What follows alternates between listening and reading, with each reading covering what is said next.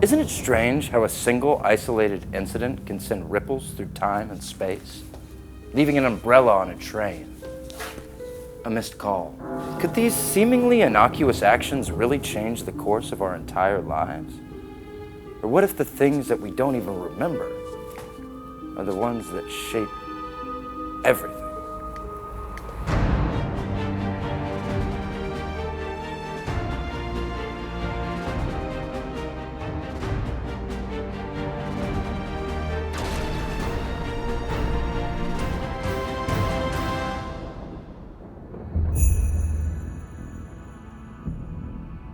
February 10th, the weekend rolls around in a small town. Craig has decided to invite his friends over for a party. Everyone's excited to go. However, the excitement quickly vanishes at his doorstep. It was Friday night, and I was having a party at my house, so I sent a partyful invite out like a week earlier. I got dropped off at the party at 10 p.m. The partyful said come anytime after 8 p.m., so I figured I'd come at 10 so the party would be in full swing. A seemingly good idea. Unfortunately for Eilise, she wasn't the first to think of it. As soon as I got to Craig's, I was worried because it was really quiet, and then I actually saw through the window that Craig was the only one there. That's when I called my friend Willie because I knew he was close by. Hey Willie, where are you? I'm on my way. I'll be there soon. Yeah, I actually got there way before Eilise, but I didn't want to go in before her, so I lied. And then once she wasn't going in, I realized I needed to stall more, so I called Craig and asked if he wanted me to pick anything up. Hey, I'm on the way. Do you want me to stop and get some beers? I'm actually all set. Just get here because no one's here yet. I always try to stock up on any kind of booze that my friends like, so they don't have to bring any of their own. I just don't want them to have any excuses. Well, I have celiac disease, so I need to stop and get some gluten-free ones. I already got them for you. I know regular beers give you bone and joint pain. Oh, great. Then I will see you soon. At this point on the journey, Craig is at the epicenter of his friends, but no one will lead the charge any closer. Why? I got to Craig's at 9 actually, but when I got there, Willie was sitting in his car and nobody was in the party, so I decided to just walk down the street and sit on someone's lawn until somebody else arrived at the party. See, this one confuses me because I actually didn't think you'd care if you were the first one there.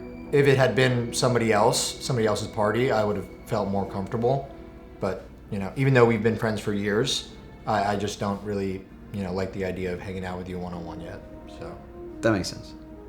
Yes, the edge of disaster was mere steps away. One friend actually took those steps. I walked in to Craig's house at 8:10 because on the invite it said it started at 8. I was just thinking, a couple people would already be there, but that was my first mistake. The second I walked into Craig's house, I knew something was wrong because I didn't hear the normal sounds that you would hear at a party. I just heard what sounded like someone cutting fruit in the kitchen. I always like to have limes. If someone wants limes with their Corona or Modelo or like a tequila soda or just something I like to have. To avoid being seen by Craig and having to hang out with him alone, I hid behind a plant. And that's when I saw Angus. Yeah, so I showed up to Craig's at 7:50, and when I walked inside, I realized he was the only one there. I was the first to show up at the party, and I just completely panicked, to be honest, and that's why I decided to hide in the bathroom.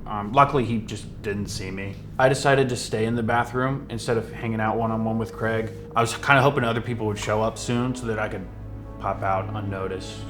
All parties were circling Craig and his party, but none courageous enough to move forward. Yes, the first through the wall always gets bloody. Yeah, that was when I decided to send everyone a text that maybe we should just go home. I don't think Chet meant any ill will by sending that text. At that point, it just made sense. I felt bad, but not bad enough to stay, so I left. At that point, I went over to Willie's car and asked him if he could just give me a ride home. And once Liam and I saw each other and then saw Chet's text, we decided just to sneak out and then head home. I think a lot of lessons were learned after what happened at Craig's that night. Maybe if we had just all gone in at the same time, we could have had a fun night. Or I think just next time we could use the buddy system. That way nobody ever has to be alone with Craig again. So. Yes. I definitely did. Certainly made it. I wish everyone could have made it, but I'll definitely use these lessons for next time.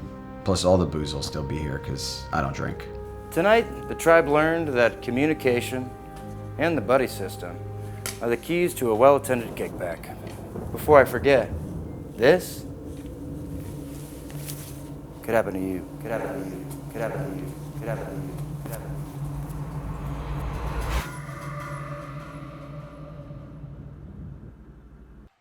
What a game, what a day. Nothing could possibly.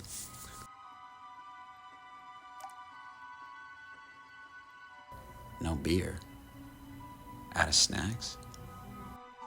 No dog food.